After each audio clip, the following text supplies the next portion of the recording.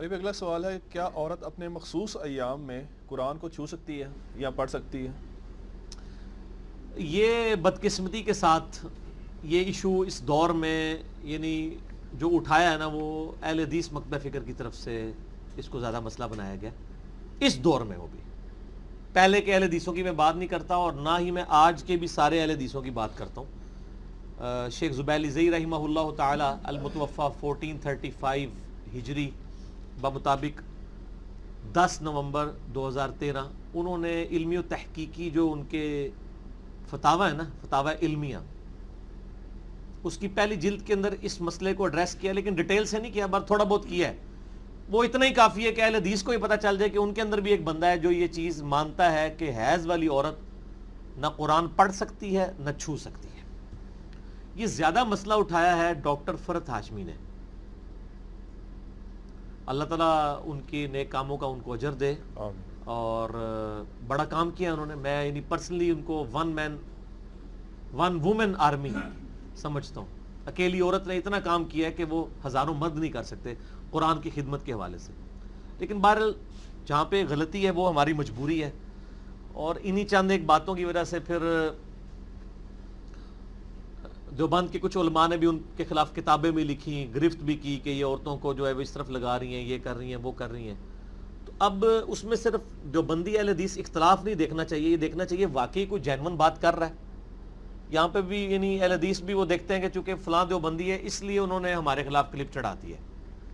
ایسا نہیں ہونا چاہیے. جب آپ کو اپنے بندوں کی بات بتا دیتے ہیں تو آپ کہتے ہیں نہیں یہ ہے تو ہمارے، لیکن اس معاملے میں یہ تفرد ہے. اور کیا کریے یار، پھر یہی کر سکتے ہیں نا کہ تھوڑے اپنے مولوی سے تمہیں گل دس دئیے اور دلائل بھی بتا دیں. تو یہ ڈاکٹر فرحت ہاشمی کا موقف غلط ہے، یا جن اہل حدیث علماء کا بھی ہے غلط ہے. حائضہ عورت نہ قرآن کو ہاتھ لگا سکتی ہے اور نہ چھو سکتی ہے جو اپنے وہ مخصوص ایام گزار رہی ہے. میں ظاہر ہے کہ اب وہ بٹوین دا ورڈز ہی گفتگو کر رہا ہوں گا، کیونکہ ہماری ویڈیوز جو ہیں وہ غیر شادی شدہ لوگوں نے بھی دیکھنی ہوتی ہیں، ہر طرح کے لوگوں نے. تو میں یعنی کوشش کرتا ہوں ذرا کنٹرول الفاظ کے ساتھ. ایک ہی میرا لیکچر ہے جو یعنی سیکس سے ریلیٹڈ ہے، مسئلہ 155، اس کے بھی 2 کلپ ہی ہیں. اس کے سٹارٹ میں بھی میں نے کہا تھا کہ یہ جو لیکچر ہے یہ عورتیں صرف عورتوں میں بیٹھ کے دیکھیں گی، مرد صرف مردوں میں. مرد و عورت کا جہاں پہ اختلاط ہو میرا وہ والا لیکچر نہ دیکھا جائے. اس کے علاوہ کوئی ایسا لیکچر نہیں ہے جو ایسا ہو کہ وہ مرد و عورت اکٹھے بیٹھیں اور وہ دیکھ نہ سکتے ہوں. اس کا میں ڈیکورم کا بھی خیال رکھتا ہوں، کنٹرول الفاظ کے ساتھ گفتگو کروں گا. تو عورتوں کے جو مخصوص ایام ہیں ان کے اندر نہ وہ قرآن پڑھ سکتی ہیں، نہ قرآن چھو سکتی ہیں، نہ نماز پڑھ سکتی ہیں، نہ روزہ رکھ سکتی ہیں. ایون روزہ افطار ہونے میں 1 منٹ بھی رہ جائے اور اس دوران بھی ان کے ساتھ وہ ان کا وقت شروع ہو جائے تو وہ روزہ ان کا اسی وقت ٹوٹ جائے گا، اس روزے کی قضا کرنی ہوگی. البتہ صحیح مسلم میں حدیث ہے، اما عائشہ رضی اللہ تعالیٰ عنہ وسلام اللہ علیہا کہتی ہیں کہ نبی صلی اللہ علیہ وآلہ وسلم ہمیں حالت حیض میں مخصوص ایام کے اندر چھوڑے ہوئے روزوں کی قضا کا حکم تو دیتے تھے، نمازوں کی قضا کا حکم نہیں دیتے تھے. یعنی وہ جو 7 دن ایوریج 7 ہوتے ہیں، بعض کے 10 بھی ہوتے ہیں، بعض کے 3 بھی ہوتے ہیں، وہ ہر ایک نے دیکھنا ہے. اس میں کوئی مخصوص صحیح روایتوں کے اندر کوئی ایسی چیز نہیں آئی کہ کوئی پیٹ ڈیز بتا دیے جائیں. وہ ہر عورت کی اپنی ایک عادت ہوتی ہے، اس عادت سے وہ خود کیلکولیٹ کر سکتی ہے. تو ان دنوں میں چھوڑی گئی نمازیں ان کی قضا کوئی نہیں ہے، اور جو روزے ہیں ان کی آپ نے قضا بعد میں دینی ہوگی. ٹھیک ہو گیا. باقی قرآن بھی نہیں چھو، جب نماز ہی نہیں پڑھ سک رہے تو قرآن کیسے چھونا ہے، اور قرآن کو کیسے پڑھنے والا معاملہ ہے، ورنہ تو احادیث میں آ جاتا. البتہ ایک چیز ہے کہ جنبی شخص، یعنی یہ مخصوص ایام میں ایک جنب کی ہی ایک دوسری فارم بن جاتی ہے نا.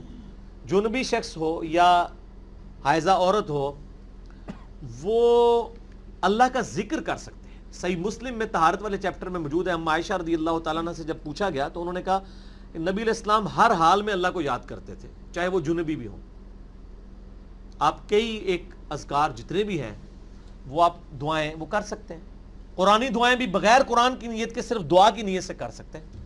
البتہ قرآن نہیں پڑھ سکتے. وہ ابو داؤد میں حدیث ہے، مولا علی رضی اللہ تعالیٰ عنہ علیہ السلام کہتے ہیں کہ نبی صلی اللہ علیہ وآلہ وسلم کو حالت جنابت کے علاوہ اور کوئی حالت قرآن پڑھنے سے مانے نہیں ہوتی تھی. آپ قرآن ہر حال میں پڑھتے تھے، چاہے وضو ہو نہ ہو. جنبی ہوتے تھے تو قرآن نہیں پڑھتے تھے. تو اس سے وہ کیا بتانا چاہ رہے ہیں کہ جو ایسی کنڈیشن کے اندر ہے.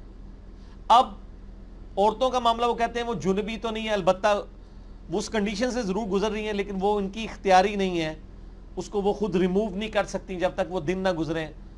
جنبی شخص تو اسی ٹائم غسل کرے پاک ہو جائے گا, تو اس لیے یہ 100% میچ نہیں کرتا. تو میں اس میں پھر ان کو بخاری مسلم کی حدیث پیش کرتا ہوں. بلکہ میں یہاں پہ چاہوں گا کہ یہ جو مشکات المصابیح میں بار بار کہتا ہوں انسائکلوپیڈیا آف حدیث ہے, یعنی یہ اہل سنت کی مین سٹریم کی ساری کتابیں, بخاری, مسلم, ابو داؤد, ترمذی, نسائی, ابن ماجہ, الموطا امام مالک, اس کے یعنی نوٹس ہیں 6294 احادیث ہیں, 6294, ریپیٹیشن نہیں ہے, لہٰذا یہ بخاری مسلم سے بھی زیادہ حدیث ہیں اس میں, کیونکہ ریپیٹیشن نہیں ہے. 3 فائلیں ہیں 18 MB کی PDF ڈاؤن لوڈ کر لیں ahlsunnatpak.com سے, اور وہ مفت ڈاؤن لوڈ کر سکتے ہیں, آپ کو مارکیٹ سے مکتبہ اسلامیہ سے مل جائے گی. بڑی کوشش ہے, شیخ زبیر صاحب کی تحکیم کے ساتھ ہے. اور یہ وہ کتاب ہے جس کے اوپر میں نے پورا لیکچر دیا ہے. میں نے بخاری مسلم پہ نہیں دیا کیونکہ یہ بخاری مسلم کی بھی کمی پوری کر دیں گی, اور مینیجبل فارم میں, نوٹس کی فارم میں. مسئلہ نمبر 111B ہے مشکات المصابیح کا مکمل تعارف, وہ دیکھ لیں. اس میں آپ شروع میں ہی نا, آپ کو طہارت کے چیپٹر میں چلے جائیں نا تو آپ کو ایک چیپٹر مل جائے گا. دیکھیں نا طہارت کے چیپٹر میں کتنے سب چیپٹرز ہیں. وضوب وضو کے اسباب, کے وضو کن چیزوں سے ٹوٹتا ہے. دوسرا قضاء حاجت کے آداب. تیسرا مسواک کا بیان. چوتھا وضو کے طریقوں کا بیان. پھر غسل کا بیان. جنبی شخص سے میل جول رکھنے کا بیان. پانی کے احکام. نجاست دور کرنے کا بیان. موضوع پر مسح. تیمم کا بیان. غسل مسنون کا بیان. حیض کا بیان. مستحاضہ کا بیان. یہ سارے طہارت میں آئے ہیں. اور نماز کے تو دیکھیں کتنے 20-25 کچھ 30-40 کے قریب چیپٹرز ہیں. بخاری مسلم میں تو ڈھونڈنا مشکل ہوتا ہے. اس میں اب آپ یہ حیض کے ہی بیان نکال لیں 194 اس پیج کے اوپر یہ چیپٹر کھل رہا ہے. اس سے پہلے بھی جو چیپٹرز ہیں ان کے اندر بھی کچھ تھوڑا بہت ذکر موجود ہے, آپ یہ دیکھ لیں, اس میں آپ کو کلیئر ہو جائے گا. بخاری مسلم دونوں میں حدیث ہے. اما عائشہ کہتی ہیں کہ میں اور نبی علیہ السلام ایک ہی برتن سے غسل کیا کرتے تھے جبکہ ہم دونوں جنبی ہوتے تھے, اور آپ مجھے حکم دیتے تھے, میں ازار پہن لیتی تھی, پھر آپ میرے ساتھ لیٹ جایا کرتے تھے جبکہ میں حیض سے ہوتی تھی. آپ اعتکاف کی حالت میں اپنا سر مبارک میری طرف کر دیتے تو میں اسے دھو ڈالتی حالانکہ میں حیض سے ہوتی تھی. وہ کہتی ہیں میرے مخصوص ایام ہوتے تھے, نبی علیہ السلام اپنا سر مبارک مسجد نبوی کی کھڑکی سے, چونکہ حجرہ ایڈجسنٹ تھا, تو اپنے گھر میں کر دیتے تھے, تو میں حیض کی حالت میں بھی حضور کو دھو رہی ہوتی تھی. اس سے وہ یہ بتانا چاہ رہی ہیں کہ اگرچہ مجھے مسجد میں تو میں نہیں جا سکتی تھی اس حالت کی وجہ سے, لیکن میری یہ نجاست جو ہے یہ حکمی ہے, حقیقی نہیں ہے. جنبی ہونا بھی جو ہے وہ حکمی نجاست ہے, حقیقتاً تو نہیں ہے نجاست. حقیقی نجاست تو اتنی ہے جتنے حصے پہ آپ کی گندگی آپ ریموو کر لیں, لیکن آپ کو پورا نہانا پڑتا ہے کیونکہ اللہ کا حکم ہے. ٹھیک ہو گیا. حکمی نجاست تو نماز کے اعتبار سے وضو کا نہ ہونا بھی ہے, لیکن عام حالت میں وضو کا نہ ہونا کوئی نجاست تو نہیں ہے, نماز کے لیے وہ برل ہے. ٹھیک ہو گیا. اچھا, اسی طریقے سے مسلم شریف میں حدیث ہے. اما عائشہ کہتی ہیں میں حالت حیض میں تھی, کوئی چیز پیتی پھر بھی میں نبی علیہ السلام کو دیتی تو آپ اسی برتن میں اسی جگہ سے منہ لگا کر بقایا پی لیتے جہاں میں نے منہ لگایا ہوتا تھا, تاکہ یہ پتہ چل جائے کہ یہ فزیکل نجاست نہیں ہے. وہ اکثر لوگ کہتے ہیں جی کوئی جنبی شخص تولیہ اٹھا کے لے جائے تو تولیہ تو پلید ہو جائے گا. نہیں, یہ فزیکل نجاست تو ہے نہیں, انٹلیکچوئل نجاست ہے, حکمی ہے, حقیقی نہیں ہے. یہ ٹرم فقہ کی ہے, حکمی اور حقیقی. حقیقی تو ہے پخانہ یا منی لگ جائے یا پیشاب لگ جائے, وہ حقیقی نجاست ہے, باقی تو حکمی ہے. اچھا, یہ مسلم کی حدیث اس میں آئی. پھر اس کے بعد لے کے آئی ہیں حدیث ہے بخاری و مسلم کی, وہ بھی اما عائشہ سے ہے. نبی علیہ السلام میری گود میں ٹیک لگاتے اور قرآن کی تلاوت فرماتے حالانکہ میں اس وقت مخصوص ایام میں ہوتی تھی. اس حدیث میں وہ مسئلہ حل ہے. یہ بخاری مسلم دونوں میں ہے. مشکات میں اس کا نمبر ہے 548 کہ حضور میری گود میں مجھے ٹیک لگا کے قرآن پڑھ لیتے تھے, یہ میسج دینے کے لیے کہ میں فزیکل ناپاک نہیں ہوں. یہاں ہی ہونا چاہیے تھا کہ حضور خود بھی پڑھتے تھے اور مجھے بھی ساتھ پڑھا لیتے تھے. تو امپلائڈ ہے وہ, دیکھیں اتنی باریکیاں وہ روایت کر رہی ہیں, کہیں یہ نہیں کہہ رہی کہ میں خود پڑھ لیتی تھی, یہ انڈرسٹوڈ تھا. اور میں کہتا ہوں یہ اجماع ہے کہ حائضہ عورت قرآن نہیں پڑھ سکتی, جس طرح نماز نہیں پڑھ سکتی, روزہ نہیں رکھ سکتی. چھونا تو بڑی دور کی بات ہے, چھونا تو اس سے بڑی چیز ہو جائے گی, ورنہ یہ ساری چیزیں ہوتی نا پھر اس طریقے سے وہ روایت کرتی. پھر مسلم شریف کی حدیث ہے, اما عائشہ کہتی ہیں نبی علیہ السلام نے مجھ سے فرمایا مجھے مسجد سے چٹائی پکڑا دو، یہ نزول مسجد میں تھے، وہ گھر تھی، میں نے عرض کیا میں حیض سے ہوں، آپ نے فرمایا حیض تیرے ہاتھوں میں تو نہیں ہے، یعنی یہ فزیکل نجاست نہیں ہے. اسی کو سپورٹنگ وہ بخاری مسلم کی حدیث ہے. حضرت ابو ہریرہ کہتے ہیں ایک دن میں گھر سے باہر نکلا، نبی علیہ السلام بھی تھے، میں ان کے ساتھ چہل قدمی شروع کر دیا، مجھ سے گفتگو کرنی شروع کر دی، اور کہتے ہیں میں جنبی تھا. کہتے ہیں باتیں کرتے کرتے میں چپ کر کے پیچھے کھسکا چلا گیا، نبی علیہ السلام کو بتائے بغیر، غسل کیا، جلدی سے واپس آیا. نبی علیہ السلام نے فرمایا ابو ہریرہ کدھر تھا؟ یا رسول اللہ میں ناپاک تھا، پاک ہونے گیا تھا. آپ فرمایا مومن تو کبھی ناپاک نہیں ہوتا. اب وہ صحابی کہہ سکتے تھے یا رسول اللہ میں جنبی ہوں، اور آپ کہہ رہے ہیں جنبی ناپاک نہیں ہوتا. ان کو پتا تھا یہ فزیکل نجاست نہیں ہے، حکمی ہے. کوئی جنبی شخص نماز کے اعتبار سے ناپاک ہے، ویسے تو وہ پاک ہی ہے. اسی لیے تو غسل جنابت بخاری مسلم میں ہے، نبی علیہ السلام نے ڈیلے بھی کیا ہے. اگر وہ اتنی ناپاکی فوراً دور کرنا ضروری ہوتا. میرا یوٹیوب پہ کلپ ہے، کیا غسل جنابت کو ڈیلے کر سکتے ہیں، لیٹ کر سکتے ہیں. اما عائشہ کہتی ہیں کہ نبی علیہ السلام بعض اوقات رات کے آخری پیر بھی غسل کر لیا کرتے تھے. ٹھیک ہو گیا. ایک ہی غسل میں تمام بیویوں کے پاس بھی چلے جایا کرتے تھے. ٹھیک ہو گیا. اس میں یہ ہے کہ آپ سونے سے پہلے وضو کر لیں، ہاتھ وغیرہ ہاتھ منہ دھو لیں، وہ چلے ایک پروٹوکول کے طور پہ، وہ بھی کوئی اتنا کمپلسری نہیں ہے. تو وہ یعنی یہ فزیکل نجاست نہیں ہے، لیکن حکمی نجاست ہے. نہ عورت قرآن پڑھ سکے گی. المصنف ابن ابی شیبہ میں آپ کو آثار بھی صحابہ اور تابعین کے مل جائیں گے اس حوالے سے. وہ ضرورت ہی نہیں ہے، احادیث بالکل واضح ہے اپنے مزاج کے اندر. اما عائشہ ورنہ یہ روایت کر دیتی تو قرآن کو وہ چھوئے گی بھی نہیں. اب وہ کہتے ہیں جی وہ ٹیچر ہوتی ہیں تو وہ قرآن انہوں نے پڑھانا ہوتا ہے. تو یار یہ قرآن جو پڑھائے جا رہے ہوتے ہیں مدرسوں میں، اگر مدرسوں والوں نے بھی دین کو فالو نہیں کرنا، لڑکیوں کے مدرسوں والوں نے، تو ساری ٹیچروں کو ایک وقت تو نہیں مخصوص ایام شروع ہوں گے، تو وہ بیمار بھی تو ہو جاتی ہے نا. 7 دن کے لیے وہ کم و بیش وہ دوسری ٹیچر اس کی جگہ آ جائے.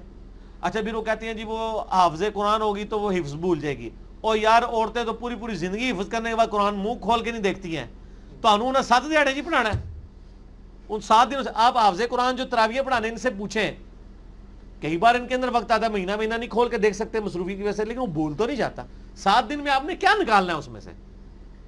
ٹھیک ہوگا جی. لہذا قطن یہ والا معاملہ نہ کریں. اور اس کی وجہ سے دیکھیں بڑا ایک فتنہ بھی کھڑا ہو رہا ہے، اور یعنی اہل حدیث جو ہے وہ اس کو پھر دوسرا رنگ بھی دے رہے ہیں. یہ شریعت کو آپ چینج کرنے کی کوشش نہ کریں. میرا تو دعویٰ ہے جی اس کے اوپر اجماع ہے، اس کے خلاف کوئی بات نہیں ملتی. پرانے اہل حدیث علماء میں بھی کہیں نہیں ملتی. ایون آج کا میں نے شیخ زبیر صاحب کا بتایا کہ انہوں نے بھی فتویٰ لکھ دیا. ایون غلام مصطفیٰ ظہیر صاحب کا بھی موقف یہی ہے کہ حائضہ عورت جو ہے وہ قرآن کو ہاتھ نہیں لگائے گی نہ قرآن پڑھے گی. تو ذکر اذکار کریں نا یار. وہ اس سے بڑا کام نہیں کر پا رہی، نماز نہیں پڑھ. تو اب آپ کو یہ بھی کوئی مسئلہ تلاش کریں کسی کے نماز اس کی شروع کروا دیں. 7 دن تک نماز نہ پڑھنی پڑے تو کتنی روٹین ڈسٹرب ہوتی ہے، آپ ذرا عورتوں سے پوچھیں. تو اسی لیے پھر اس کے لیے تجویز کیا گیا کہ وہ نماز کے اوقات میں ایٹ لیسٹ 5 اوقات میں اتنی دیر کے لیے وہ بیٹھ کے اذکار کر لیں. سنت اذکار تھوڑے ہیں یار، گرین کارڈ بلو کارڈ ہی پڑھنا شروع کر دیں. اذکار سے تو کوئی معاملہ نہیں ہے نا، وہ تو آپ کر سکتے ہیں ہر حال میں. مسلم شریف میں حدیث موجود ہے. صرف قرآن کا مسئلہ ہے نا. تو احادیث کا مزاج بالکل کلیئر کٹ بتاتا ہے کہ یہ معاملہ اس طرح ہے. اس میں کوئی اگر کوئی ہے کمزوری تو آپ کاؤنٹر کوشچن کر لیں مجھ سے. نہیں وہ ان کا یہی اعتراض ہوتا ہے جس طرح آپ نے حدیث بیان کیا نا کہ نبی علیہ السلام نے چٹائی کے حوالے سے کہا کہ اما عائشہ سے چٹائی تو پکڑا. میں نے جواب دے دیا نا سر. کوئی آپ کے پاس آرگومنٹ ہے تو پیش کریں، کوئی حدیث ہے تو، جذبات نہیں. نہیں وہ یہ کہتے ہیں کہ بھئی اگر چھو سکتے ہیں تو وہ قرآن کو کیوں نہیں چھو سکتے پھر.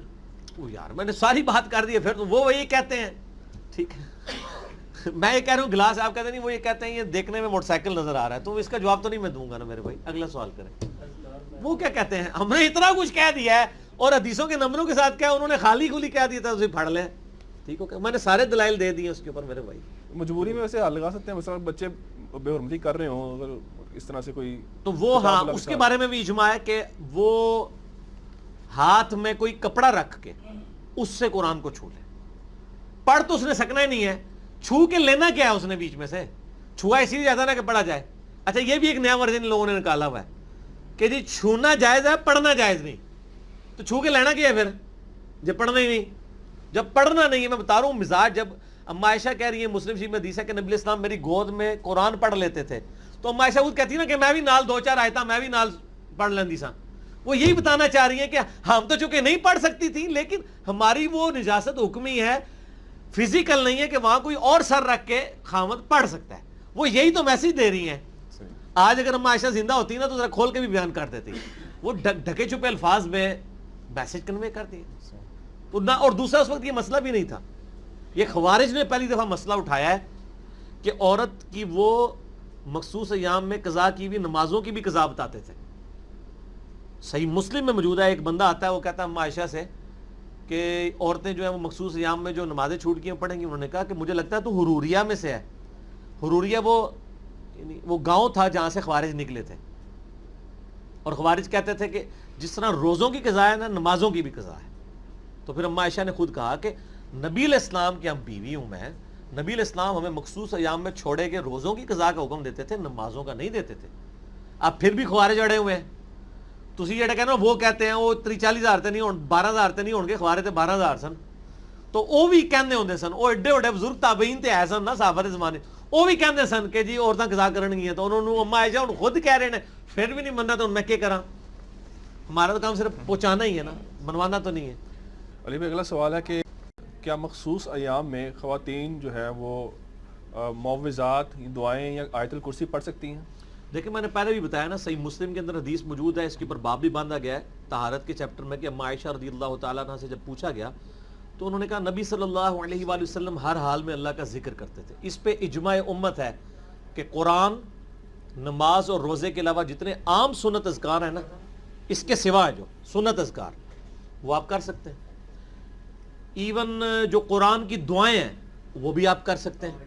قرآن کی نیت سے نہیں کریں گے, دعا کی نیت سے.